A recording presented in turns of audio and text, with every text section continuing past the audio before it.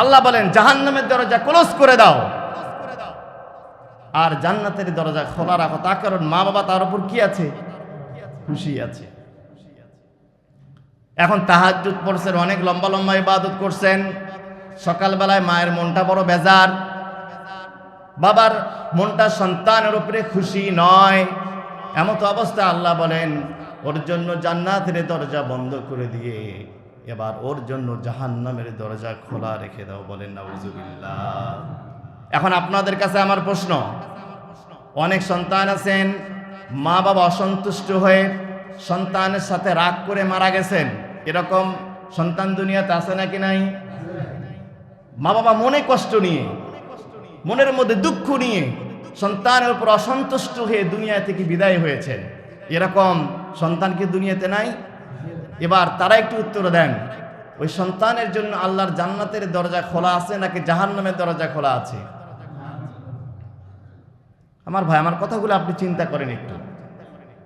আপনি যে পীরের দরবারে যাচ্ছেন, মসজিদে আসতেছেন, তাহাজ্জুদ পড়তেছেন, এগুলো ডাজেন্ট ম্যাটার আল্লাহর কাছে। আল্লাহ বলেন তোমার মা বাবা তো মনের মধ্যে কষ্ট নিয়ে মারা গেছে, তোমার উপর তারা নারাজ ছিল, অখুশি ছিল, অসন্তুষ্ট ছিল। তোমার জান্নাতের দরজা খোলার মতো অনুমতি পৃথিবীর কোনো ইমামের নাই, কোনো খতিবের নাই, কোনো পীরের নাই। জান্নাতের দরজা খুলবেন কেমনে এখন? তার কারণ তাদের এখন আর খেদমত করার সুযোগ আছে নাই। আমার ভাই, এগুলো আপনি জানেন না, এগুলো আমরা জানি না। আপনার মা বাবাকে আপনি এখনো চিনতে পারেন না, আপনার বাড়িতে তারা কোন নিয়ামত এখনো আছে। জান্নাত তো আমাদের পেতে হবে। রাসূলের বক্তব্য হলো যাদের বাবা মা দুনিয়া থেকে কষ্ট নিয়ে মারা গেছে তাদের উচিত মা বাবার জন্য বেশি বেশি করে রব্বির হামহুমা কামা রব্বায়ানি সগীরা বলে দোয়া করা। বলেন সুবহানাল্লাহ। আল্লাহ রাব্বুল আলামিন বলেন আনিশকুরুলি ওয়ালি ওয়ালিদাইক। আল্লাহ তাআলা বলছেন বান্দা আমার শুকরিয়া আদায় করো, আনিশকুরুলি আমার কৃতজ্ঞতা আদায় করো, আমার প্রতি কৃতজ্ঞ থাকো। আমার কৃতজ্ঞতা আদায় করার পরে আল্লাহ তাআলা বলতেছেন না, আমার শুকরিয়া আদায় করার পরে নামাজ পড়ো, রোজা করো, হজ করো, যাকাত দাও, দান সদকা করো, মসজিদ মাদ্রাসা তৈরি করো। আল্লাহ রাব্বুল আলামিন এরকম কোনো কথা বলছেন না। তিনি বলতেছেন আমার শুকরিয়া তুমি যখনই আদায় করবে, আমার শুকরিয়া আদায় করার পরে পরেই যার শুকরিয়া আদায় করবে তিনি হলো তোমার মা এবং বাবা। মা এবং বাবা মহান রব্বুল আলামিনের কাছে এমন দুইজন গুরুত্বপূর্ণ ব্যক্তি। তিনি বলতেছেন আনিশকুরুলি, আল্লাহ তাআলা বলতেছেন আমার শুকরিয়া আদায় করো, ওয়ালি ওয়ালিদাইক, আমার পরেই তুমি শুকরিয়া আদায় করো তোমার মা এবং বাবার। তার কারণ আমি আল্লাহ রাব্বুল আলামিন তোমাকে সৃষ্টি করেছি, তোমাকে এই পৃথিবীতে লালন পালন যারা করেছেন তারা তোমার সম্মানিত মাতা এবং পিতা। এজন্য আমরা যারা সন্তান আছি জীবনের যে কোনো পরিস্থিতিতে থাকি না কেন, আমরা সব সময় বাবা মার প্রতি কৃতজ্ঞ থাকার দরকার আছে নাকি নাই? সব সময় বাবা মার প্রতি কৃতজ্ঞ থাকতে হবে। ২ নম্বরে আল্লাহ রাব্বুল আলামিন যে আদেশটা করেছেন, আল্লাহ বলছেন ওয়াবিল ওয়ালিদাইনি ইহসানা। আল্লাহ তাআলা বলছেন তুমি তোমার বাবা মার প্রতি ইহসান করো। আল্লাহ বলেন নাই বাবা মার খেদমত করো, এই কথা কিন্তু আল্লাহ কোরআনে বলেন নাই। অনেকে আমরা বলি বাবা মার খেদমত করো, এটাও সুন্দর পরিভাষা, কিন্তু এই পরিভাষা আল্লাহ কোরআনে ব্যবহার করেন নাই। তিনি বলেছেন ওয়াবিল ওয়ালিদাইনি ইহসানা। ইহসান এবং খেদমত এক জিনিস নয়, খেদমত এবং ইহসান এক জিনিস নয়। ইহসানের কথা আল্লাহ বলছেন, ইহসান হচ্ছে ইহসান এবং আদল দুইটা শব্দ সমপর্যায়ের শব্দ, যদিও কিন্তু এই দুইটার মধ্যে অনেক পার্থক্য আছে। আদল মানে হলো ন্যায় বিচার করা, সমান সমান দেওয়া। আপনি জামালপুর বাজার থেকে সাদুল্লাপুরে গিয়েছেন, রিক্সা ভাড়া যদি 20 টাকা হয়, আপনি 20 টাকায় দিলেন, এটাকে বলা হয় আদল করা, ন্যায় বিচার করা, সমান সমান দেওয়া, এটাকে আদল বলা হয়। জামালপুর থেকে সাদুল্লাপুরে যাওয়া 20 টাকার ভাড়া আপনি 20 টাকায় দিলেন, এটাকে বলা হয় আদল। কিন্তু আপনি যদি মনে করেন রিক্সাওয়ালা মানুষটা বড় গরিব মানুষ, মুরব্বী মানুষ, তাকে আরো কিছু বেশি দেওয়া দরকার, তাকে আরো 10 টাকা বেশি করে দিলেন, 20 টাকার পরিবর্তে তাকে আপনি 30 টাকা দিলেন, এই যে আপনি 10 টাকা বেশি দিলেন, এইটার অর্থ হচ্ছে ইহসান। আপনি লোকটার প্রতি ইহসান করলেন। বলেন সুবহানাল্লাহ। আচ্ছা, কি সমস্যা, কি হয়েছে ভাই? না, সমস্যা কি হয়েছে? এটাকে মসজিদে আপনারা হই হুল্লোড় করতেছেন কেন? সমস্যা মুয়াজ্জিনের মাধ্যমে বলেন। এখানে আল্লাহর ঘরটাকে মাছের বাজার বানায় ফেলছেন। কি আশ্চর্য ঘটনা! সমস্যা এখানে লোকজন আছে, কমিটির লোকজনকে বলেন কি সমস্যা হচ্ছে। এত কথা বলা হচ্ছে, এত বয়ান করা হচ্ছে যে কেউ কথা বলে চুপ শব্দটা মসজিদে বলা যায় না।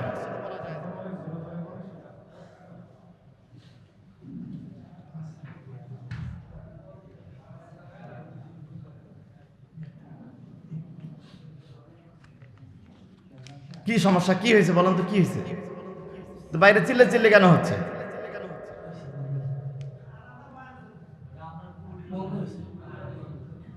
বয়ান যখন হবে তখন সব বন্ধ থাকবে। কমিটির সদস্য বা অন্য কেউ, বয়ান যখন শুরু হবে সব বন্ধ থাকবে, কোনো কথা বলা যাবে না তো এখানে।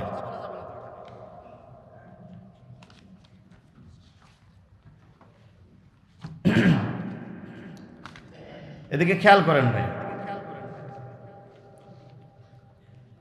আল্লাহ তাআলা বলছেন যে নেককার সন্তান, তার উপর বাবা মার দায়িত্ব কর্তব্যের ক্ষেত্রে 2 নম্বরে আল্লাহ বলছেন যে অবিল ওয়ালিদাইনি ইহসানা, বাবা মার প্রতি ইহসান করো। আল্লাহ বলেন নাই বাবা মার খিদমত করো। খিদমত এবং ইহসানের মধ্যে অনেক পার্থক্য। ইহসান এবং আদল, আদল মানে হলো সমান সমান দেওয়া, ইহসান হলো প্রাপ্য অংশ থেকে বেশি করে দেওয়া। এক্সাম্পল স্বরূপ বললাম, জামালপুর থেকে সাদুল্লাহপুর ভাড়া 20 টাকা, আপনি 20 টাকায় দিলেন, আদল করলেন। আপনি যদি দয়া পরবন হয়ে মহব্বত করে রিক্সাওয়ালাকে 30 টাকা দেন, এটাকে বলা হয় ইহসান। আল্লাহ বলছেন বাবা মার প্রতি আদল করলে হবে না, বাবা মার প্রতি ইহসান করতে হবে। ইহসান মানে কি? ছোট্টবেলায় আপনাকে নিয়ে আপনার বাবা পার্কে ঘুরতে গেছে, আপনি তখন ছোট্ট বাচ্চা, 5 থেকে 6 বছর বয়স। আব্বুকে বলতেছেন যে আব্বু এটা কিসের গাছ? এটা আমের গাছ। আম কেমন? আম এমন। আম দিয়ে কি হয়? আম খালি শরীর ভালো হয়। আম কত প্রকার। শুধু আমকে নিয়ে আপনি আপনার বাবাকে 30টা প্রশ্ন করছেন। কয়টা প্রশ্ন করছেন? 30টা প্রশ্ন করছেন। বাবাকে রাগ করে আপনাকে কোল থেকে ফেলে দিয়েছে? রাগ করেন নাই। বাবা আপনার প্রতি এতটুকু বিরক্ত হননি, বরংস বাবা যখন বারবার বাবার কাছে প্রশ্ন করতেছেন, বাবা চোখে মুখে গালে চুমু খেয়ে বুকের মধ্যে জড়ায় নিয়েছে। ঠিক কিনা? আপনি যখন বাসায় ফুটবল খেলতেছেন বা খেলা করতেছেন, আপনার হাত থেকে বলটা পড়ে গেছে, বাবা আবার তুলে দিয়েছে, আবার পড়ে গিয়েছে, আবার তুলে দিয়েছে, বারবার তুলে দিয়েছে। এটা বাবা আপনার উপর করছে। আল্লাহ বলতেছেন যখন তোমার ওই বাবা এবং মা বৃদ্ধা হবে, তুমি তোমার বাবা উত্তর দিয়েছে 30 বার, তোমাকে উত্তর দিতে হবে 60 বার। সুবহানাল্লাহ বলবেন না? মানুষ যখন বুড়া বুড়ি হয়ে যায়, আকল, ব্রেন, বুদ্ধি মানুষের কাজ করে না, তখন ছোট বাচ্চার মতো হয়ে যায়, অ্যাজ লাইক চাইল্ডহুড হয়ে যায়। তারা ছোট বাচ্চার মতো আচরণ করে। একটা জিনিস মনে থাকে না, সকালে বলবেন দুপুরে মনে থাকবে না, দুপুরে বলবেন বিকালে মনে থাকবে না। এখন বাবা যখন বারবার প্রশ্ন করে, বাবা তুমি কাজটা কেন করো, কেন তুমি রাত্রিবেলায় দেরি করে বাড়িতে আসো, তখন আপনি কিন্তু বিরক্ত হয়ে বলেন, তোমার এসব নিয়ে মাথা ব্যথা করার দরকার নেই, আমি কখন আসবো এটা আমি ভালো করে জানি। আপনি কি বাবার প্রতি ইহসান করতে পারলেন? আপনি আপনার বাবার একবারের কথাই বিরক্ত হয়ে গেলেন, অথচ এই বাবায় যখন আপনাকে মানুষ করেছেন একবার নয় 50 বার 100 বার উত্তর দিয়েছে, বাবা বিরক্ত হয়নি। আল্লাহ বলছেন খেদমত নয়, যদি জান্নাত পেতে চাও বাবা যা করছে তার থেকে ডাবল করতে হবে, বেশি করতে হবে। এটার নাম হলো ইহসান।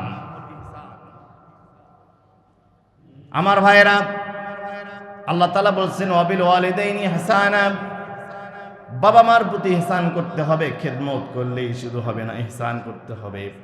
আপনার জন্য তারা যা করেছেন যা করেছেন তার থেকে বেশি করতে হবে। যদি বেশি করতে পারেন তবে আপনি নেককার সন্তান। আর যদি বাবা মার কথায় বিরক্ত হয়ে যান, তাদেরকে ধমক দেন, তাদের সাথে খারাপ ব্যবহার করলেন, তাহলে আপনি নেককার সন্তান হতে পারলেন না। পৃথিবীর কোনো মানুষ আল্লাহর জান্নাতে আপনাকে প্রবেশ করাতে পারবে না। এজন্য আমার ভাইয়েরা, আপনাদেরকে মাথায় রাখতে হবে, বাবা মার সাথে সদাচরণের ক্ষেত্রে, ইহসান করার ক্ষেত্রে কোনো কম্প্রোমাইজ নাই। আপনি আপনার বন্ধুর সাথে ফোনে কথা বলতেছেন, মা ডাক দিয়েছে, সাথে সাথে ফোনটা কেটে দিতে হবে। স্ত্রীর সাথে গল্প করতেছেন, পাশের রুম থেকে মা ডাক দিয়েছে, বাবা একটু আমার কাছে আয়।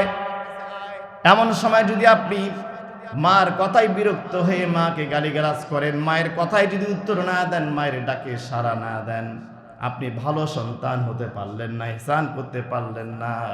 কিয়ামত দিন আপনি আপনার এই আচরণের কারণে আসামির কাঠগড়ায় দাঁড়াতে হবে। শুধু তাই নয়, হাদিসের মধ্যে আসছে ইহসান কাকে বলে, ইহসানের ব্যাখ্যা কি। আপনি নফল নামাজ পড়তেছেন, মাগরিবের সুন্নত পড়া শেষ, নফল নামাজের নিয়ত করছেন, এমন সময় যদি আপনার মা আপনার বাবা আপনাকে ডাক দেয়, হাদিসে এসেছে নামাজ ছেড়ে দিয়ে বাবা মার কথার উত্তর আপনাকে দিতে হবে। বলেন সুবহানাল্লাহ। ইনি আপনার মা এবং বাবা, নামাজ ছেড়ে দিতে হবে। যদি সে নামাজটা নফল হয়, মা ডাক দিয়েছে, নফল নামাজে নিয়ত করছেন, নামাজ সাথে সাথে আপনাকে ক্যান্সেল করতে হবে। ইনি আপনার মা এবং বাবা। কোথায় জান্নাত আমরা খুঁজতেছি ভাই? বিশ্বাস করেন, শতকরা 100 জন মানুষ কিয়ামত দিন আসামি হব কিনা আমরা, যে বাবা মার সাথে আমরা ইহসান করতে পারছি কিনা। আমার ভাইয়েরা, কোনো কম্প্রোমাইজ মা বাবার সাথে চলে না। এটা এমন একটা জায়গা, মা বাবা এমন ব্যক্তি, এই দুইজন মানুষের সাথে কোনো স্যাক্রিফাইস নাই, কম্প্রোমাইজ নাই। আপনি ফোনে কথা বলতেছেন, সাথে সাথে ফোনে কাটতে হবে যদি মা ডাক দেয়। স্ত্রীর সাথে গল্প করতেছেন, মার্কেটে যাচ্ছেন, বাজারে যাচ্ছেন, স্কুলে যাচ্ছেন, কলেজে যাচ্ছেন, বিশ্ববিদ্যালয়ে যাচ্ছেন, মা যদি আপনাকে ডাক দেয়, সাথে সাথে সব কাজ ফেলে মা বাবার ডাকে সাড়া দেওয়ার দরকার আছে নাকি নাই?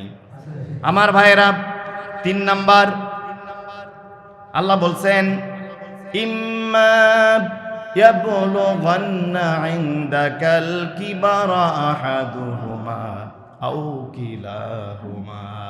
আল্লাহ বলছেন, এই দুইজন মানুষের কোনো একজন অথবা দুইজন যদি বার্ধক্যে উপনীত হয়ে যায়, তারা যদি বয়োবৃদ্ধ হয়ে যায়, বয়োবৃদ্ধ হলে তখন তাদের সাথে তুমি উত্তম আচরণ করবে। মনে রাখবে, মানুষ যখন বয়স্ক হয়ে যায়, ব্রেন আকল বুদ্ধি কমতে থাকে, ছোট বাচ্চার মতো হয়ে যায়। এই বয়সে তারা একটু বেশি কথা বলবে, ঠিক কিনা?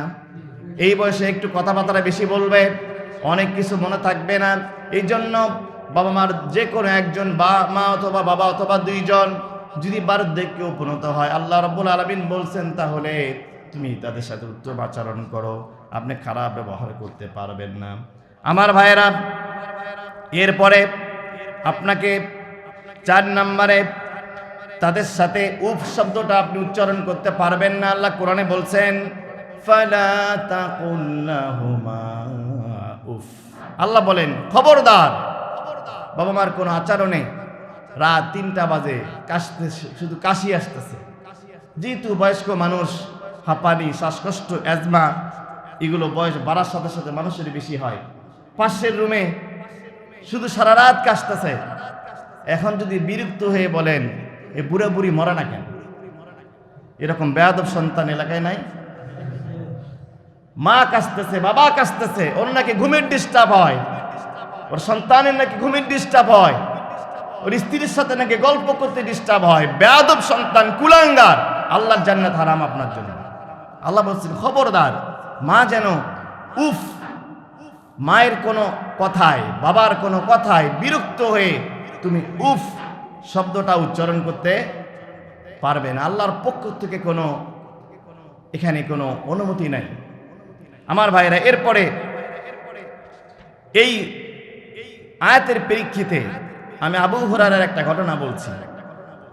আবু হুরায়রা যারা মাদ্রাসায় পড়েছেন, কোরআন হাদিস যারা পড়েন, যত বিশুদ্ধ হাদিস আছে বুখারী, মুসলিম, আবু দাউদ, নাসাই, ইবনে মাজাহ, এরকম বড় বড় যে হাদিসের কিতাবগুলো আছে, প্রত্যেকটা কিতাবের মধ্যে সবথেকে বেশি হাদিস বর্ণনা করেছেন আবু হুরায়রা।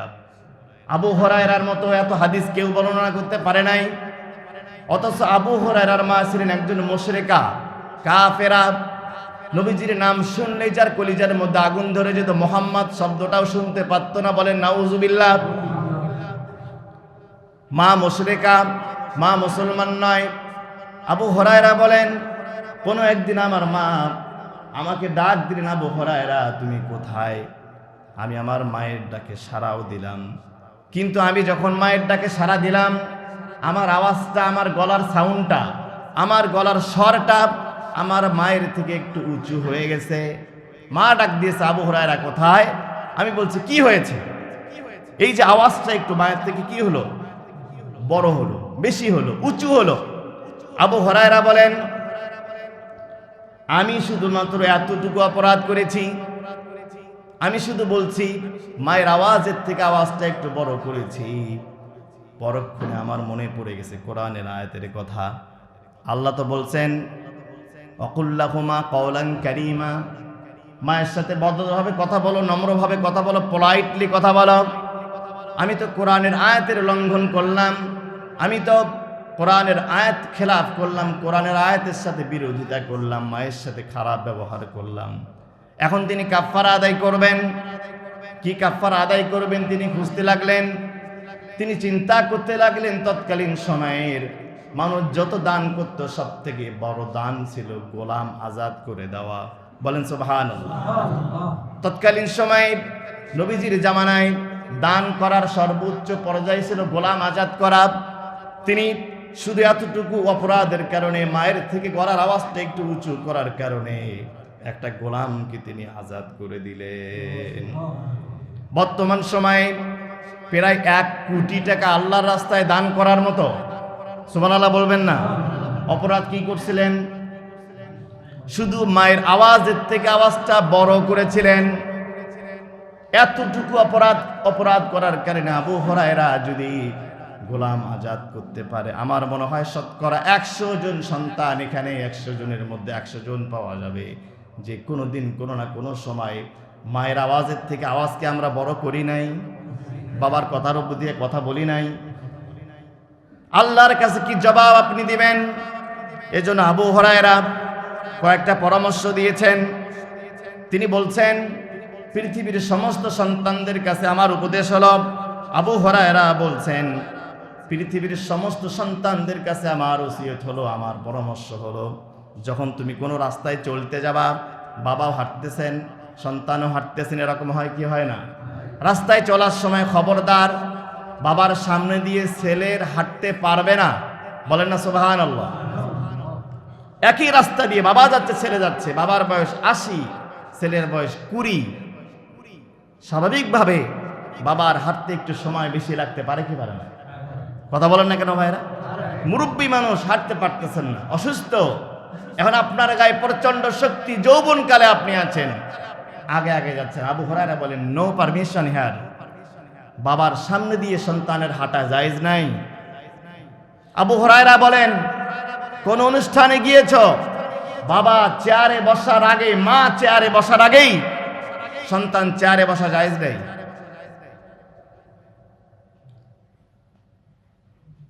কেমন সন্তান আপনি? কেমন সন্তান হিসেবে আমরা গড়ে উঠতেছে? আবু হুরায়রা বলেন, এইভাবে করে আমরা আবু হুরায়রার জীবন থেকে যদি আমরা শিখি, তাহলে আমার মনে হয় আমরা শতকরা 100 জনেই আমরা বেয়াদব সন্তানের কাতারে পড়ে যাব। ঠিক কি না আমার ভাইয়েরা?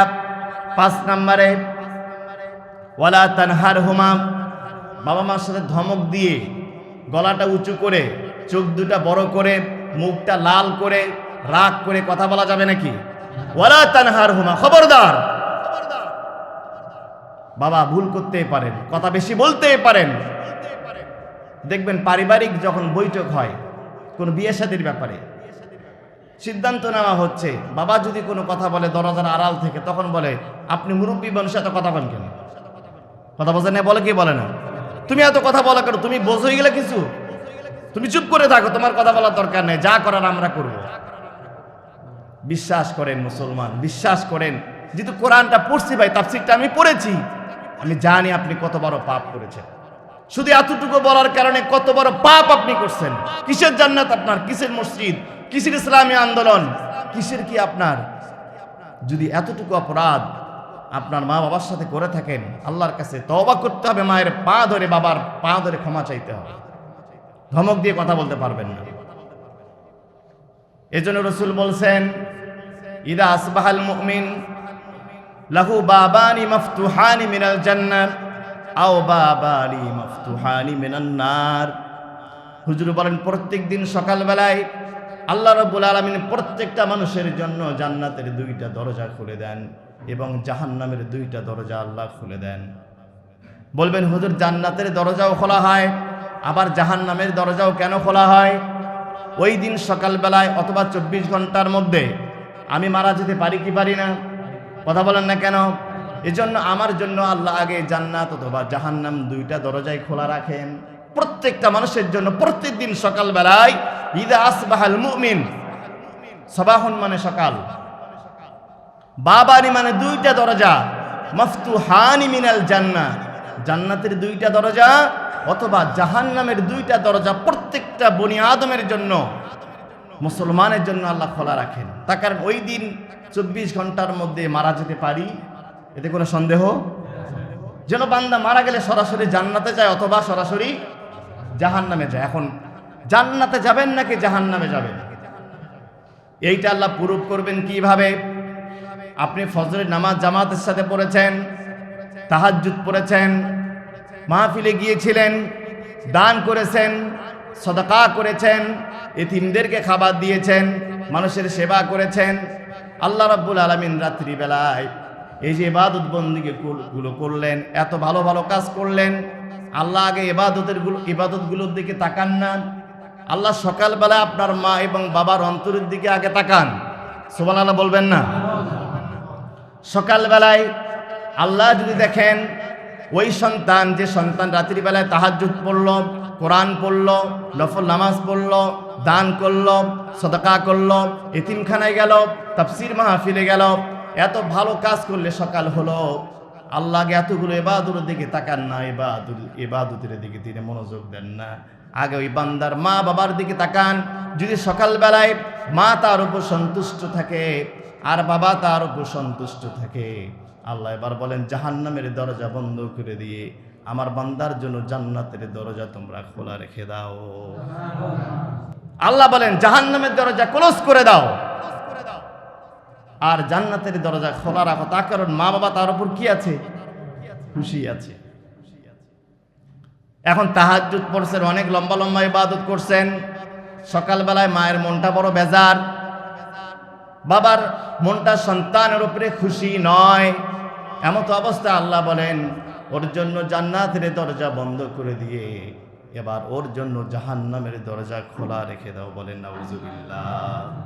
এখন আপনাদের কাছে আমার প্রশ্ন, অনেক সন্তান আছেন মা বাবা অসন্তুষ্ট হয়ে সন্তানের সাথে রাগ করে মারা গেছেন, এরকম সন্তান দুনিয়াতে আছে নাকি নাই? মা বাবা মনে কষ্ট নিয়ে, মনের মধ্যে দুঃখ নিয়ে সন্তানের উপর অসন্তুষ্ট হয়ে দুনিয়া থেকে বিদায় হয়েছে, এরকম সন্তান কি দুনিয়াতে নাই? এবার তারা একটু উত্তর দেন, ওই সন্তানের জন্য আল্লাহর জান্নাতের দরজা খোলা আছে নাকি জাহান্নামের দরজা খোলা আছে? আমার ভাই, আমার কথাগুলো আপনি চিন্তা করেন একটু। আপনি যে পীরের দরবারে যাচ্ছেন, মসজিদে আসতেছেন, তাহাজ্জুদ পড়তেছেন, এগুলো ডাজেন্ট ম্যাটার আল্লাহর কাছে। আল্লাহ বলেন তোমার মা বাবা তো মনের মধ্যে কষ্ট নিয়ে মারা গেছে, তোমার উপর তারা নারাজ ছিল, অখুশি ছিল, অসন্তুষ্ট ছিল, তোমার জান্নাতের দরজা খোলার মতো অনুমতি পৃথিবীর কোনো ইমামের নাই, কোনো খতিবের নাই, কোনো পীরের নাই। জান্নাতের দরজা খুলবেন কেমনে এখন? তার কারণ তাদের এখন আর খেদমত করার সুযোগ আছে নাই। আমার ভাই, এগুলো আপনি জানেন না, এগুলো আমরা জানি না। আপনার মা বাবাকে আপনি এখনো চিনতে পারেন না, আপনার বাড়িতে তারা কোন নিয়ামত এখনো আছে। জান্নাত আমাদের পেতে হবে। রাসূলের বক্তব্য হলো যাদের বাবা মা দুনিয়া থেকে কষ্ট নিয়ে মারা গেছে তাদের উচিত মা বাবার জন্য বেশি বেশি করে রব্বির হামহুমা কামা রব্বায়ানি সগীরা বলে দোয়া করা, বলেন সুবহানাল্লাহ। এ দোয়া আমরা করবো তো ইনশাআল্লাহ আমার ভাইয়েরা। এরপরে 6 নম্বরে ওয়াকুল্লাহুমা কাওলান কারীমা। আল্লাহ তাআলা বলতেছেন পৃথিবীতে যত ভালো বাক্য আছে, যত ভালো শব্দ আছে, সব থেকে ভালো শব্দ, সব থেকে ভালো বাক্য ব্যবহার করতে হবে মা এবং বাবার সাথে। এখন ছেলে শাশুড়িকে আম্মু বলে ডাকে, শ্বশুরকে আব্বু বলে ডাকে, আর মাকে বুড়ি বলে ডাকে, মাকে তুই করে ডাকে, বাবাকে তুই মুই করে ডাকে। এরকম সন্তান তো মনে হয় জামালপুরে নাই। আল্লাহর বক্তব্য দেখেন, সূরা বানী ইসরাঈল 23 নম্বর আয়াত। আল্লাহ বলছেন নো, শ্বশুর আব্বু আম্মু পরে, শ্বশুরের সাথে ভালো ব্যবহার পরে, খতিবের সাথে ভালো ব্যবহার পরে, ইমামের সাথে ভালো ব্যবহার পরে, প্রধানমন্ত্রীর সাথে ভালো ব্যবহার পরে, তোমার রাজনৈতিক নেতার সাথে ভালো ব্যবহার পরে, কাবা শরীফের ইমামের সাথে ভালো ব্যবহার পরে, সবার আগে তোমার কাছ থেকে ভালো ব্যবহার পর সব থেকে উপযুক্ত, সব থেকে গুরুত্বপূর্ণ ব্যক্তি হচ্ছেন তোমার মা এবং বাবা। সব থেকে ভালো বাক্য, ভালো সেন্টেন্স, ভালো শব্দ যদি ব্যবহার করতে হয়, তারা তোমার কে? মা এবং বাবা। আব্দুল্লাহ ইবনে আব্বাস রাদিয়াল্লাহু তাআলা আনহু বলছেন, তিনি বলছেন যে কোন সন্তান মা বাবার সামনে এরকম করে কাপড়টা ঝাড়া দেওয়াও জায়েজ নাই। সুবহানাল্লাহ বলবেন না? তার কারণ আপনি যখন এমপির সামনে বসবেন, ডক্টর মোহাম্মদ ইউনূসের সামনে যদি কখনো বসার সুযোগ পান, তখন কি আপনি কাপড় এরকম ঝাড়াঝাড়ি করবেন? করবেন না। তার কারণ উনি এখন বাংলাদেশের সব থেকে সম্মানিত ব্যক্তি। তা আপনি ডক্টর মোহাম্মদ ইউনূসকে সম্মান দিয়ে কাপড় নাড়াচাড়া করেন না, ঝাড়া দেন না, বাবা মার সামনে ঝাড়া দেন, তার মানে আপনি বুঝাইলেন ডক্টর মোহাম্মদ ইউনূস থেকে আপনার বাবা মার সম্মান কম। আপনি এখন মুসলমান পরিপূর্ণ হতে পারেননি। বিশ্বাস করেন, ডক্টর মোহাম্মদ ইউনূস কেন, জো বাইডেন কেন, আপনার জন্য সব থেকেই সম্মান পাওয়ার হকদার হচ্ছেন আপনার মা এবং বাবা। আমার ভাইয়েরা, আমি আলোচনাগুলো সংক্ষেপ করতেছি। এরপরে আমাদের যে কাজটা করতে হবে 7 নম্বরে, আল্লাহ কোরআনে বলছেন ওয়াখফিদ লাহুমা জানাহাযুল্লি মিনার রাহমা। আল্লাহ বলছেন তোমার মা বাবার জন্য দয়ার পাখা, তোমার ভদ্রতার পাখা তুমি বিছিয়ে দাও। বলেন সুবহানাল্লাহ। একটা পাখির 2টা পাখা থাকে, দেখবেন পাখি মন চাইলে উড়ায়, মন চাইলে বসে পড়ে, পরে কি পড়ে না, কিছুক্ষণ বসে আবার কিছুক্ষণ আকাশের মধ্যে উড়াল দেয়। এই ক্ষমতা পাখির আছে। আল্লাহ বলেন আল্লাহ তোমাকে 2টা হাত দিয়েছে, 2টা চোখ দিয়েছে, তুমি চাইলে সব সময় ব্যবহার করতে পারবে না। যখন তোমার মা বলবে আমার সামনে বসে থাকো, আপনি নড়তে পারবেন না। যখন আপনার বাবা বলবে তুমি আমার সামনে বসে থাকো, আমার সাথে একটু কথা বলো, আমার পাশে দাঁড়িয়ে থাকো, ওই সময় পৃথিবীর সব থেকে বড় ব্যক্তি, সব থেকে বড় পীর সাহেব, কাবা শরীফের ইমাম সাহেব ডাকলেও তার কাছে যাওয়া জায়েজ নাই। এটা আল্লাহ তাআলার মাসআলা। বলেন সুবহানাল্লাহ। আপনার দয়ার ডানা মা বাবার সামনে উজাড় করে বিছিয়ে দিতে হবে। ওয়াখফিদ লাহুমা জানাহাযুল্লি মিনার রাহমা। দয়ার হাত, দয়ার পাখা তাদের সামনে আপনাকে উজাড় করে দিতে হবে। আমার ভাইয়েরা, 8 নম্বরে যদি আমরা আল্লাহ তাআলার যদি কিয়ামতের দিন সন্তুষ্টি পেতে চাই, নবীর সুপারিশ পেতে চাই, নবীর সুপারিশ পাওয়ার জন্য বাবা মার সন্তুষ্টি সবার আগে নিতে হবে। রাসূল বলছেন রিদর রব্বি ফি রিদল ওয়ালিদাইন ওয়া সাকাতুর রব্বি ফি সাকাতিল ওয়ালিদাইন। তোমার মা বাবা যদি তোমার উপর খুশি থাকে, আল্লাহ রাব্বুল আলামিন আরশ থেকে তোমার উপরে খুশি হয়ে যান। সুবহানাল্লাহ। তোমার মা বাবা যদি তোমার উপর খুশি থাকে, আল্লাহ আকাশ থেকে, আসমান থেকে, আরশ থেকে আপনার উপর তিনি খুশি হয়ে যান। বলেন সুবহানাল্লাহ। বাবা মার খুশি হচ্ছেন আল্লাহ তাআলার খুশি। এরপরে 9 নম্বরে বাবা মার জন্য খরচ করা, মার্কেট করা, কেনাকাটা করা। সূরা বাকারার 215 নম্বর আয়াতে আল্লাহ বলছেন ইয়াসআলুনাকা মাযা ইউনফিকুন কুল মা আনফাকতুম মিন খায়রিন ফালিল ওয়ালিদাইনি ওয়াল আকরাবিন। আল্লাহ বলছেন, হে আমার হাবিব, যদি কোনো সন্তান আপনাকে প্রশ্ন করে, আমি সাদুল্লাপুর বাজারে যাব, মাদারগঞ্জ হাটে যাব, গাইবান্ধা পৌর মার্কেটে যাব, সবার আগে শাড়ি কিনবো কার জন্য, বোরকা কিনবো কার জন্য, মাছ কিনবো কার জন্য, গোস্ত কিনবো কার জন্য, কাঁচা বাজার করবো কার জন্য, এ মাসালা খতিব সাহেব দেন নাই, এ মাসালা ইমাম সাহেব দেন নাই। আল্লাহ বলতেছেন ফালিল ওয়ালিদাইন, সবার আগে তালিকার যে নাম থাকবে, খরচের তালিকায় সবার আগে নাম থাকতে হবে তোমার মা এবং বাবার। সুবহানাল্লাহ। ফালিল ওয়ালিদাইন, কেনাকাটা করার সময়, মার্কেট করার সময় সবার আগে কার মার্কেট? মা এবং বাবার। ঈদের সময় মার্কেটে গেছে, শাশুড়ির জন্য দামি শাড়ি, শ্বশুরের জন্য দামি লুঙ্গি, শালার জন্য, শালির জন্য, শালির বউয়ের জন্য, শালির বউয়ের ননদের জন্য, ননদের জায়ের জন্য, ননদের জায়ের ননদের জন্য কেনাকাটা করছে। ও কুলাঙ্গার যখন মনে পড়ছে মায়ের কথা, তখন দেখে আর পকেটে টাকা নেই, তখন পকেটে টাকা শেষ। এরকম সন্তান তো জামালপুরে নেই, আছে?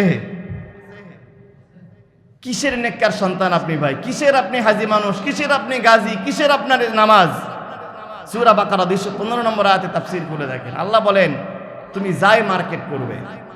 আরে ভাই, মা বাবাকে খুশি করার জন্য এত কিছু লাগে না, দামি বোরখা লাগে না, দামি পাঞ্জাবি লাগে না। বিশ্বাস করেন, মাকে 1 কেজি গরুর গোশত নিয়ে গিয়ে দেন, বিশ্বাস করেন মা বলবে না বাবা আমার 1 কেজি লাগবে না, হাফ কেজি তুমি তোর সন্তানকে খাওয়া। ভালো 5 টাকা দিয়ে খিলি পান কিনে দেন, বাবাকে একটা খিলি পান কিনে দেন, বাবাকে একটা টুপি কিনে দেন, মায়ের জন্য 1 কেজি আপেল কিনে নিয়ে যান, মায়ের জন্য 1 কেজি বেদানা কিনে নিয়ে যান। বিশ্বাস করেন 1 কোটি টাকা খরচ করলে মা যে খুশি হতো, 1 কেজি আপেলে মা সব থেকে তার থেকে বেশি খুশি হয়ে যাবে। বাবা মাকে খুশি করার জন্য বেশি কিছু লাগে না। এজন্য যখন আমরা খরচ করব, তখন আমরা সবার আগে খরচটা কার জন্য করব ভাই? মা বাবার জন্য।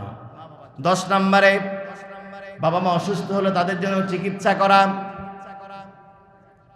আমাদের বাড়িতে বৃদ্ধ মা বাবা আছে না নাই? সারা রাত ধরে কাশাকাশি করে, সারা রাত ধরে কাশের জ্বরের মধ্যে 7 দিন থেকে পড়ে আছে, প্যারালাইসিস হয়ে পড়ে আছে, ডায়াবেটিসে পড়ে আছে, কিন্তু আমরা খবরটাও নেই না, 3 বেলা খাবারটাও ঠিক মতো দেই না। আমি আমার মুসলমান যুবক ভাইদেরকে বলতে চাই, একটু যদি আপনি খেয়াল করেন, যখন আপনি ছোট্ট ছিলেন, পৌষ মাস, মাঘ মাসের শীত, টানা 5-7 দিন সূর্য ওঠে নাই, আপনি তখন মায়ের কোলের মধ্যে সমস্ত জামা কাপড়গুলো ভিজে গেছে, আপনাকে পরানোর মতো কোনো কাপড় আর বাড়িতে অবশিষ্ট নাই। রাত 3টা বাজে, মা এবার দেখতেছেন আমার সন্তানটা 1 রাতে 5-7 বার পেশাব করছে, সমস্ত কাপড়গুলো শেষ, সূর্য ওঠে না, কাপড়গুলো মা শুকাতেও পারে নাই। এবার ওই দুঃখিনী মা নিজের আঁচল দিয়ে সন্তানটাকে জড়ায় রাখে, আর সন্তানের পিঠের নিচে হাত দিয়ে রাখে। আমার সন্তানটা যেন পেশাব করার সাথে সাথে আমি টের পাই, বলেন না সুবহানাল্লাহ। মা সন্তানের পিঠের মধ্যে হাত দিয়ে রাখে, না জানি ঘুমের মধ্যে আমার সন্তানটা যদি পেশাব করে আর আমি যদি টের না পাই, আমার সন্তানটার বড় কষ্ট হয়ে যাবে। কেমনে আপনি পারলেন এই মায়ের চিকিৎসা? কেমনে আপনি করতে পারলেন না? কিভাবে আপনি মাকে ভুলে গেলেন? এজন্য 10 নম্বর আমাদের দায়িত্ব হচ্ছে, বাবা মা অসুস্থ হলে চিকিৎসা করার দরকার আছে নাকি নাই? বাবা মা অসুস্থ হলে চিকিৎসা করা। 11 নম্বর, বাবা মার কাছে বেশি বেশি করে দোয়া চাওয়া। কার কাছে দোয়া চাবেন? বাবা মার কাছে। আমরা পীর সাহেবের কাছে দোয়া চাই, হাদিয়ে নিয়ে যাই, কত কিছু নিয়ে যাই পীর সাহেবের কাছে। দেখবেন পীর সাহেবকে হাদিয়ে দিলেন, একজন 1000 টাকা দিল, দোয়া করলো 1 মিনিট, আর একজন পরেক্ষণে দিল 5000 টাকা, দোয়া কিন্তু হবে 10 মিনিট। ওই 1000 টাকার দোয়া আর 2000 টাকার দোয়া কি এক হবে? আবার যে ব্যক্তি দেবে 50,000 টাকা, তার দোয়া কিন্তু আবার আলাদা। এই জন্য যত টাকা যত বেশি, দোয়ার পরিমাণও তত বেশি। এগুলো পীর, খতিব, মুফতি সাহেবদের কাছে এগুলো হয়, তার কারণ তারা মায়ের মতো করে দোয়া করতে পারে না। মায়ের কাছে দোয়া চান, কিচ্ছু লাগবে না, মায়ের কাছে গিয়ে বসেন, মা আমি তো বিপদে পড়ছি, ব্যবসায় উন্নতি হচ্ছে না, বারবার লস খাচ্ছি, আমার ছেলে পরীক্ষা দেবে, আমার মেয়েটা পরীক্ষা দেবে, তোমার নাতি নাতনি পরীক্ষা দেবে, মা দোয়া করো। বিশ্বাস করেন, বাংলাদেশের সমস্ত পীরেরা দোয়া করলে যে ফজিলত হতো, আপনার অশিক্ষিতা মূর্খ মা দোয়া করলে আল্লাহ তার আগে কবুল করে নেবেন। আমার ভাইয়েরা, এরপরে 11 নম্বরে, বাবা মাও যদি অমুসলিম হয়, কাফের হয়, তাদের সাথে আপনি খারাপ ব্যবহার করতে পারবেন না। আল্লাহ রাব্বুল আলামিন কোরআনে বলছেন, ইযা ক্বালা লিআবিহি ইয়া আবাতি লিমা তা'বুদু মা লা আসমাউকা ওয়া লা ইউবসিরু ওয়া লা ইগুনি আনকা শাইআ। ইব্রাহিম আলাইহিস সালাম আজরকে বলতেছে, আজর তো মুসলমান নয়, মূর্তি পূজারী, মূর্তি বানায়, মূর্তি বিক্রি করে, মূর্তির কারিগর। ইব্রাহিম আলাইহিস সালাম নবী। দেখেন, মূর্তি কারিগরের ছেলে আল্লাহ নবীর সন্তান পাঠাইছে। ইব্রাহিম বলতেছে, বাবা আপনি কেন মূর্তি পূজা করেন? যে মূর্তি কিছু শোনে না, কিছু দেখে না, কোনো উপকারও করতে পারে না। আজর বলতেছে, ক্বালা আরাগিবুন আনতা আন আলিহাতি ইয়া ইব্রাহিম। ইব্রাহিম আমি তোমাকে অ্যালার্ম দিচ্ছি, তোমাকে ওয়ার্নিং দিচ্ছি, তুমি যদি আমার দেবদেবীকে গালিগালাজ বন্ধ না করো, আমার দেবদেবী থেকে তুমি যদি উল্টাপাল্টা বলা বন্ধ না করো, তাহলে লাইল্লাম তানতাহি লা আরজুমান্নাক, আমি তোমাকে পাথর মেরে হত্যা করব। বাবা সন্তানকে পাথর মারতে চায়, তার কারণ বাবা মুশরিক, ছেলে নবী। ইব্রাহিম আলাইহিস সালাম ছেলে হিসাবে অমুসলিম মুশরিক বাবার সাথে কি ব্যবহার করতে হবে তিনি বললেন, ক্বালা সালামুন আলাইক। সুবহানাল্লাহ বলবেন না? তিনি বললেন, আমি আপনার সাথে রাগ করব না, আপনি আমাকে মারেন, কাটেন, হত্যা করেন, আমি শুধু এতটুকু বলবো, সালামুন আলাইক, আপনার উপর আল্লাহর রহমত এবং শান্তি বর্ষিত হোক। বাবা পাথর মারতে চায়, কিন্তু সন্তান বাবার জন্য সালাম দেয়, বাবার জন্য আল্লাহর কাছে শান্তির দোয়া কামনা করে। আমার ভাইয়েরা, এরপরে 12 নম্বরে আপনার মায়ের কাছে বাবার থেকে মাকে আপনাকে 3 গুণ সম্মান বেশি দিতে হবে। বাবার থেকে মায়ের সম্মান কয় গুণ বেশি?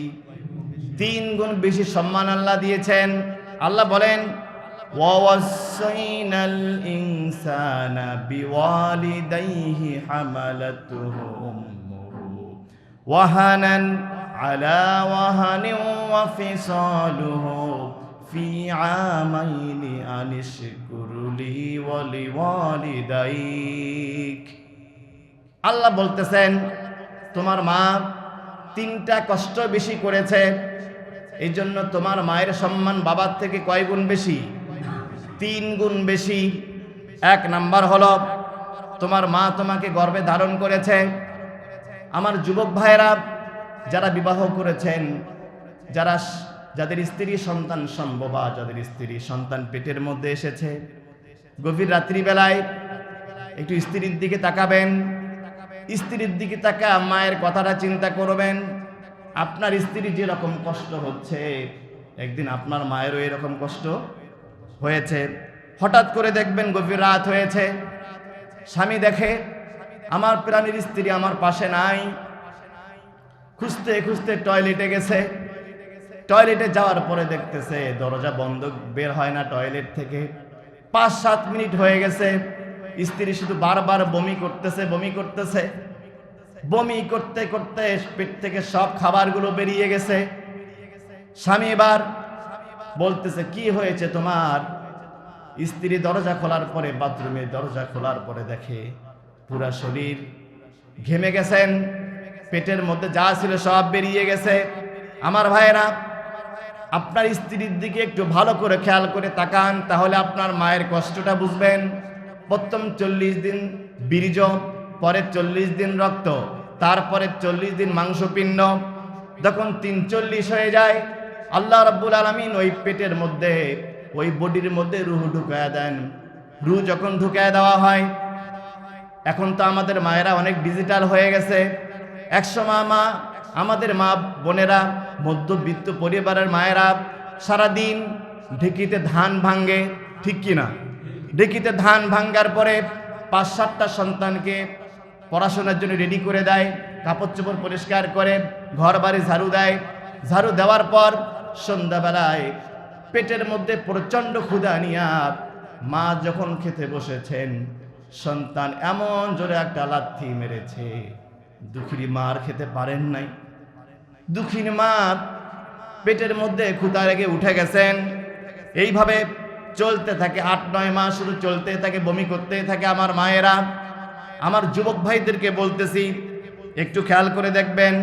এরপরে যখন আল্লাহ বলতেছেন 3 নাম্বার কষ্ট হচ্ছে, 2 নাম্বার কষ্ট হচ্ছে ওয়াদাতুহু কুরহা, প্রসবের কষ্ট, সন্তান জন্ম দেওয়ার সময় যে কষ্ট, এই কষ্ট দেখবেন মায়ের গর্ভবতীর বয়স যত বাড়ে, 7-8 মাস যত হয়, তত নানা খুশি হয়, নানি খুশি হয়, দাদা খুশি হয়, দাদি খুশি হয়।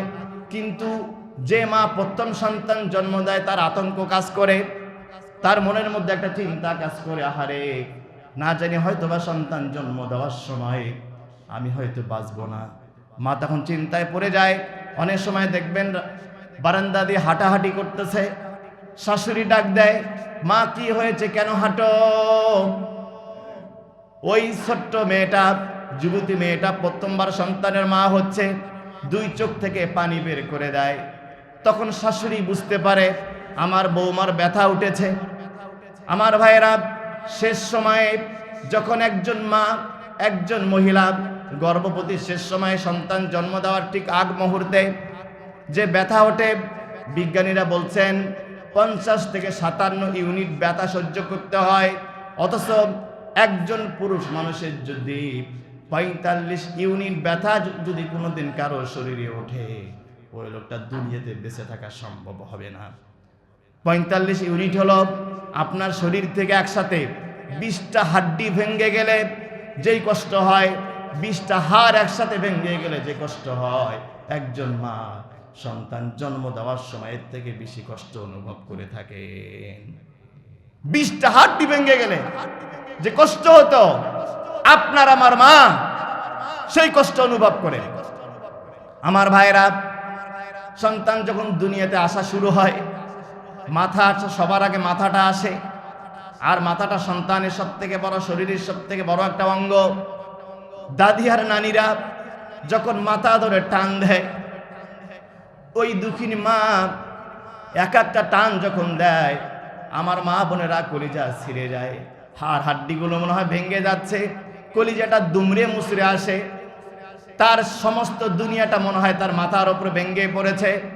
পুরা মাথা যখন বেরিয়ে আসে, সন্তান যখন দুনিয়াতে আসে, এবার দুঃখিনী মায়ের সামনে ছোট্ট বাচ্চাটাকে যখন কোলের মধ্যে দেওয়া হয়, আমার দুঃখিনী মা এই যে 10 মাস গর্ভে ধারণের কষ্ট, 57 ইউনিট ব্যথা সহ্য করার কষ্ট সব ভুলে গিয়া তখন সন্তানকে কোলে নিয়া একজন মা অতীতের সব দুঃখগুলো ভুলে যায়। বলেন সুবহানাল্লাহ।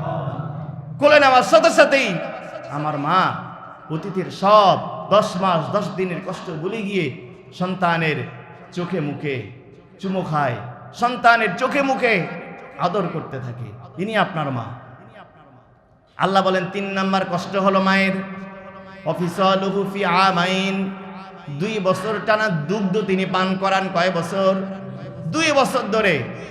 আপনাকে যে মা টানা 2টা বছর দুগ্ধ পান করান, তিনি আপনার মা। আমার ভাই, স্ত্রীর দিকে তাকালেই, আপনার গর্ভবতী স্ত্রীর দিকে তাকালে মায়ের কষ্টটা বুঝবেন। এখন এই মা বাবা আমাদের লজিং মাস্টারের মতো হয়ে গেছে। কিসের মতো? 3 সন্তান, বাবা মারা গেছে, মা বেঁচে আছে, এখন সন্তানেরা 10 দিন করে ভাগ করে নিছে। 10তম দিনে গিয়া সন্ধ্যাবেলায় ছোটবেলার বউ সিগন্যাল দেয়, মা আগামীকাল কিন্তু আপনি মেজো ভাইয়ের ঘরে খাবেন। মা তখন মনে মনে বলে, আহারে আমাকে তোমরা 3 ভাগে ভাগ করলা, কিন্তু যখন আমার এই সন্তানটা পেটের মধ্যে ছিল 9 মাস তো আমি একাই নিয়েছি, কেউ তো ভাগ করে নাই, কেউ তো বলে নাই 3 মাস আমি পেটে নিচ্ছি, 3 মাস আমি নিচ্ছি, আমি 10 মাস আমি নিলাম, তোমরা আজকে আমাকে ভাগ করলা। পরের দিন সকালবেলায় মেজো ছেলের ঘর থেকে সিগন্যাল আসে না, আর মাও খাবার হয় না। তিনি চিন্তায় থাকে, না জানি আমার মেজো ছেলের মনে আছে কিনা আমার খাওয়ার কথা। আমার ভাই, আমি প্রশ্ন করি আপনাকে, মাকে রেখে আপনি গোস্ত দিয়ে ভাত কেমনে খান ভাই? আপনার কলিজায় কেমনে ঢোকে? মাকে রেখে, পাশের ঘরে রেখে মাছ দিয়ে গোস্ত দিয়ে ভালো খাবার আপনি কেমনে খেতে পারেন? এটা আমি কল্পনাও করতে পারি না, আমার পক্ষে সম্ভব নয়, কোনোদিনও সম্ভব নয়। কেমনে আপনি পারেন? আপনি আলাদা খান, আমি নিষেধ করি না, মাকে না দিয়ে আপনি কেমনে সে খাবার পেটের মধ্যে ঢুকান? ওমর রাদিয়াল্লাহু তাআলা আনহুর ছেলে,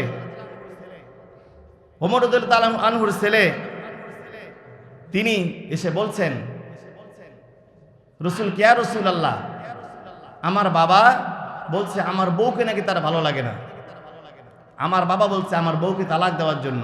কে বলতেছেন এ কথা? ওমরের ছেলে বলতেছে রসুলের কাছে। তখন রসুল বললেন, তোমার বাবা কি বলছে? বলছে যে তোমার বউয়ের চলাফেরা আদব কায়দা ভালো না, আমার ভালো লাগে, তুমি তালাক দাও। রসুল বলছেন, আমি রসুলের এই জায়গায় ইন্টারফেয়ার করা কোনো সুযোগ নাই। ওমর যখন বলছে, আর ওমর বিচক্ষণ মানুষ, তুমি তোমার বউকে তালাক দিয়ে দাও। সুবহানাল্লাহ বলবেন না? সাহাবায়ে কেরাম বাবা মার কথা শুনে বউকে তালাক দিত, কিন্তু বর্তমানে আমরা স্ত্রীর কথা শুনে মা বাবাকে তালাক দিচ্ছি, ঠিক কি না? বিশ্বাস করেন মুসলমান, আবার এই মাসআলা নিয়েন না যে হুজুর আবার বাবার কথা, শ্বশুরের কথা যে বউ তালাক দিতে বলছে, আমি সবার ক্ষেত্রে বলছি না এই কথা। এই জন্য আসুন, আমি প্রত্যেকটা সন্তানের পায়ে হাত দিয়ে বলছি, যদি জান্নাত পেতে চান, আল্লাহর সন্তুষ্টি পেতে চান, বাবা মার পা ছাড়া, বাবা মার সন্তুষ্টি ছাড়া জান্নাত পাওয়া সম্ভব নয়।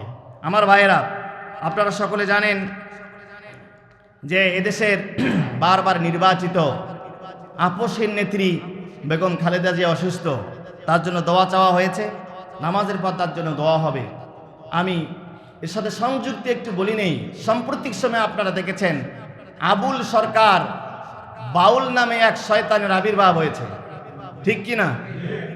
এই বাউল নামের ফাউল, সে বলতেছে কুল আউযু বিরাব্বিন নাস, মালিকিন নাস, ইলাহিন নাস, মিন শারিল ওয়াসওয়াসিল খান্নাস আল্লাযী ইউওয়াসওয়িসু ফী সুদুরিন নাস মিনাল জিন্নাতি ওয়ান নাস। বলতেছে এত নাচানাচি কেন, এত নাচ কেন? আল্লাহ মনে হয় নাচার অনুমতি দিয়েছে, নাউজুবিল্লাহ বলবেন না? এই বাউল সরকার শুধু কোরআন নয়, আমার রসুল, আমার আল্লাহকে নিয়ে এসে উল্টা পাল্টা মন্তব্য করেছে, আমার আল্লাহকে নিয়ে এসে উল্টা পাল্টা কথা বলেছে। কথা বলেন ঠিক কিনা? আমি জামালপুরের মুসলমানকে বলতে চাই, বাউলদের কোনো ধর্ম নাই, এরা মসজিদে যায় না, এরা মন্দিরে যায় না, এরা প্যাগোডায় যায় না, এরা চার্চে যায় না, এরা মাহফিলে যায় না, এদের একটাই উদ্দেশ্য সতী সাধবী মহিলাদের ইজ্জত হরণ করা।